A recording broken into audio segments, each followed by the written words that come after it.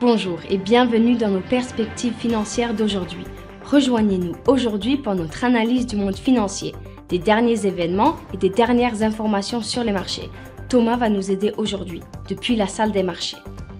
Plus de 102 millions de dollars de positions courtes à effet de levier ont été liquidées en 24 heures alors que le Bitcoin s'échangeait au-dessus de 70 000 dollars, atteignant un sommet hebdomadaire de 72 000 dollars le 8 avril.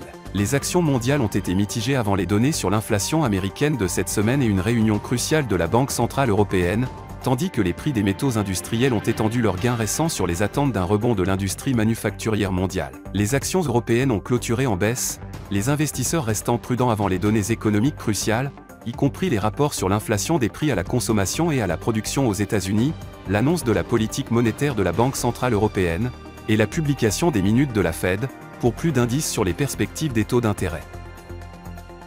L'action Tesla a gagné 2,4% lors de la dernière session après avoir augmenté de 3,7% pendant la session.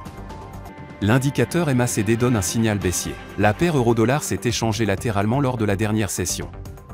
Le signal baissier de l'indicateur stochastique est conforme à l'analyse technique globale. La paire livre sterling-dollar a fait une légère correction à la hausse lors de la dernière session, gagnant 0,1%.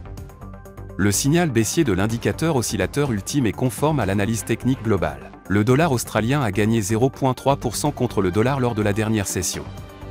L'indicateur ROC donne un signal haussier.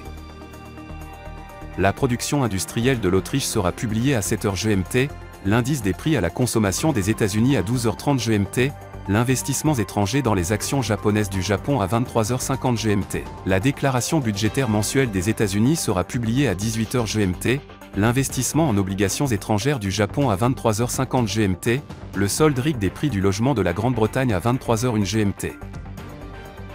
Nous espérons que vous avez apprécié nos perspectives du marché d'aujourd'hui. De la part de toute l'équipe, nous vous souhaitons une journée de trading productive.